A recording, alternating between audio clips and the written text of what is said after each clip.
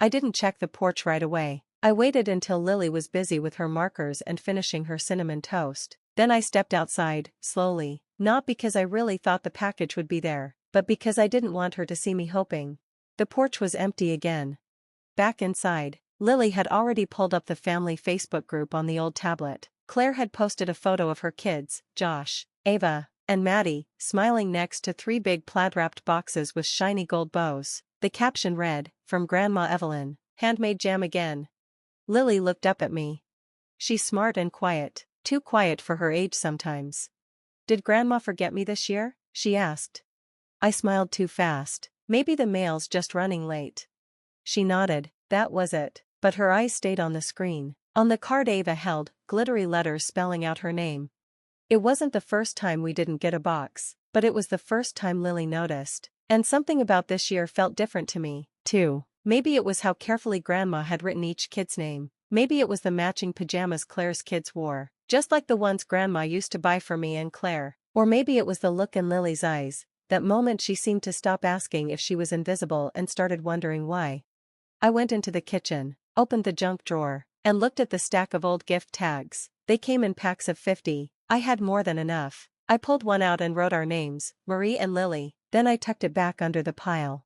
I didn't tell Lily I'd been checking the mailbox every day for the past week, or that I still had Grandma's number saved, even though she hadn't used it in years, or that I remembered exactly how she used to tie the red and white string around cookie tins. I just sat down across from her and said, "Hey, want to help me make our own box this year?" She looked confused. "Who would we send it to?" I paused. "Maybe no one. Maybe it's just for us." She nodded again, this time without looking away. I was 22 when I told my mom I was pregnant. She sat across from me at the kitchen table, quiet for so long I thought she hadn't heard me. Then she took a sip of coffee and said, "Don't make this harder than it already is. You still have options." I told her I'd made my choice. She didn't yell. She didn't cry. She just stood up, grabbed a yellow notepad, and said, "I'll find an agency. You can't raise a child on waitressing tips and pride." I told her I wasn't giving Lily up. She didn't speak to me again for 3 weeks. I moved out the next day, into a basement studio behind a retired mechanic's house, and started working double shifts. When Lily was born, I sent my mom a photo. No reply. 4 years. I sent birthday pictures, called on Mother's Day. Nothing. Then when Ava, Claire's second child, turned 1, Mom threw a big garden party, pink balloons, sandwiches, a face painter. Everyone was invited, except us. Still, I kept sending Lily's Christmas cards. She drew hearts and sparkly snowflakes, always asking if Grandma liked glitter. We mailed them every year, never got anything back. Then one year, Claire called. She sounded tired, rushed. "Mom says she doesn't know where you live anymore." "It's the same place. It's been 6 years," I said. Claire was quiet, then said something I'll never forget. "You know how she is. She only remembers the ones that matter." I hung up. That sentence sat in my chest like a tiny sharp stone. Not anger, not even sadness, just weight. But I never said anything to Lily. When she asked if Grandma liked her drawings, I always said yes. Still, kids know. One Christmas, Claire sent us cookies in an old tin Evelyn used to use. The handwriting on the tag was familiar, Evelyn's name crossed out and replaced. Claire had reused it. Lily asked, "Did Grandma send these?" I smiled. "No, sweetheart, Aunt Claire did." I folded the tin and stored it behind the mismatched mugs. Years later, I opened that same cabinet looking for a place to hide the birthday card Lily made but never gave. It said Grandma wrong on the front and was covered in hearts. She hadn't asked me to mail it. She just left it on the counter and went to bed. That night, I stood in the hallway outside her room. She was asleep, hand tucked under her cheek like she did as a baby. I stood there a long time, trying to understand how someone could look at a child like her and choose not to see her. I never found an answer. But that night, I stopped correcting her when she said, "We don't have a grandma." The day after Christmas, I called Claire. She picked up on the 3rd ring, sounding busy. I heard Josh yelling about hot cocoa in the background. I kept my voice calm. "Did Mom ask for my address this year?" She paused. "Why?" "We didn't get anything again." She sighed. "I don't know, Marie, maybe she thought you moved." "I haven't moved in 8 years." "I don't know what to say," Claire replied. "You know how she is, disorganized." I hung up before she finished, but her tone? I couldn't shake it. It wasn't guilt. It was avoidance, the kind of silence that says, I don't want to lie, but I also don't want to tell the truth. That night, I sat at the kitchen table with Lily. We pulled out markers and glitter glue and made our own Christmas box. I told her it was just for us, but part of me wanted to mail it, to prove we were still here. While folding the tissue paper, I noticed something on the label sheet I'd grabbed. It still had the USPS tracking stickers from the box Claire sent last year. Out of curiosity, I typed one of the numbers into my phone. Delivered, 3 days before Christmas. Addressed to Joshua Lane, just 3 houses down from us. Claire had used Mom's handwritten labels for all the gifts. I recognized the familiar loops and curves. Mom hadn't lost my address. She had written out every street and zip code. She just skipped mine. I didn't sleep that night. I kept thinking of Lily's collection of cards, most returned, some never sent. The next morning, I found her digging through the closet. What are you looking for, baby? She held up an envelope with glittery edges. I found the one I made last year.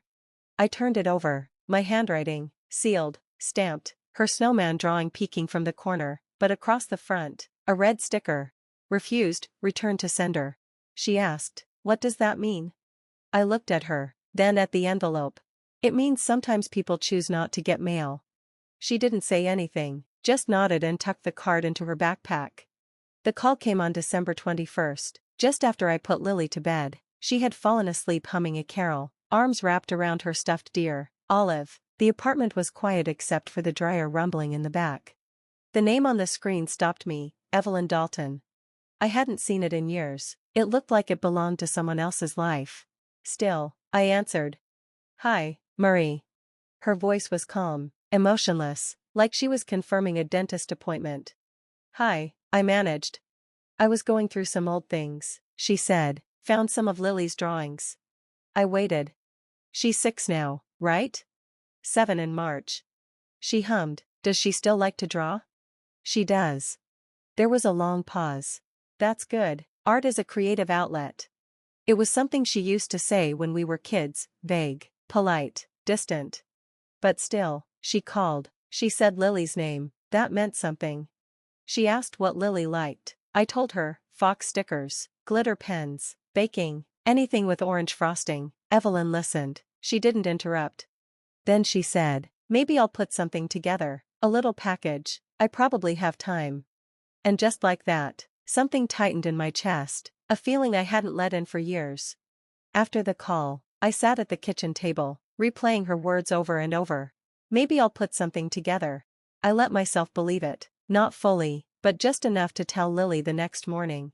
Grandma called. Really? Her eyes lit up. She asked about you, she remembered your drawings. Lily grinned. Do you think she'll send something? Maybe, I said, maybe this year will be different. December 24th. The mail came early, nothing. December 25th. Still nothing, the porch was bare, the inbox, too. Claire posted a photo, her kids in flannel pajamas, holding mugs of cocoa and their boxes. Maddie got a snow globe, Josh had a signed mini football, Ava had a cookbook and measuring spoons.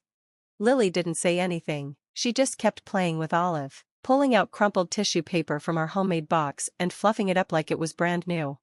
That night, I tucked her in and kissed her forehead. Still no box, she whispered. No. A pause. Did she change her mind? I looked at her, 7 years old and already understanding more about rejection than she should have. No, sweetheart, I said softly. Some people don't change, and that's not your fault. The next day, I walked to the post office with a small brown package. Inside, a clay snowman ornament Lily made. One of her fox drawings with a Santa hat. A photo of her holding Claire's cookie tin, smiling, but not quite. I stood at the counter, holding the label, then I folded it in half and dropped it in the trash. I left without sending anything. It was a gray Thursday in January when Aunt Ruth died. She wasn't technically my aunt, just my mom's cousin, but she was the only adult who ever asked how I was and actually waited for an answer. She once told me, "You have the kind of eyes that don't lie." I think that's why Evelyn kept her distant. The funeral was quiet, cold wind, folding chairs on wet grass, no small talk. I saw Evelyn afterward, standing near the casket, her coat wrapped tight around her like she didn't trust the world to keep her warm. Claire stood beside Evelyn, shoulders straight, expression blank. No one looked at me, no one asked about Lily.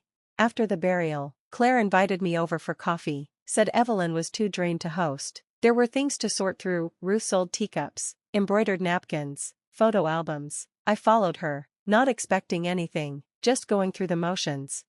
While Claire packed up leftovers in the kitchen, I wandered through the house. I passed the hallway table and found myself in the dining room. Evelyn's laptop was open on the table, the screen still glowing. I didn't mean to read anything, but my name was in the subject line of an open email.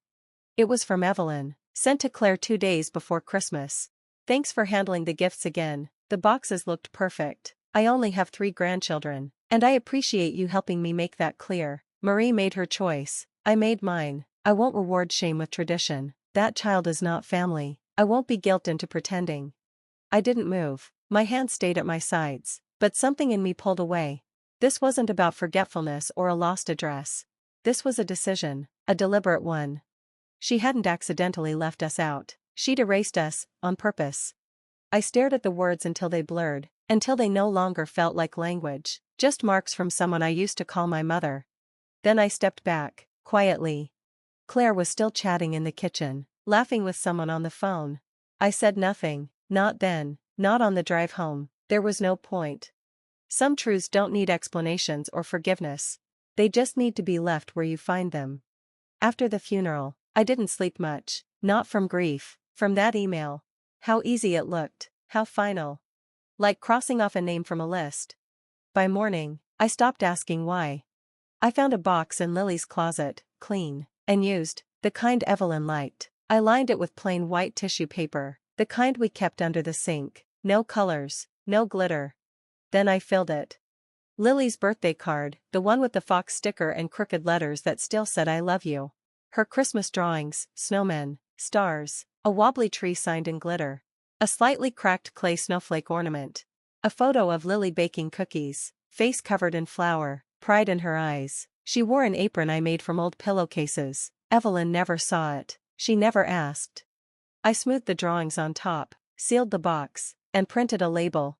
Not with postage, just a name, an address that had never changed. In the return section, I wrote, "Return to sender."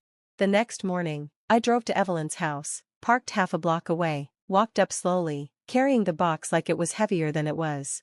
The porch looked the same, faded wreath, worn-out mat that still read welcome after 15 Christmases.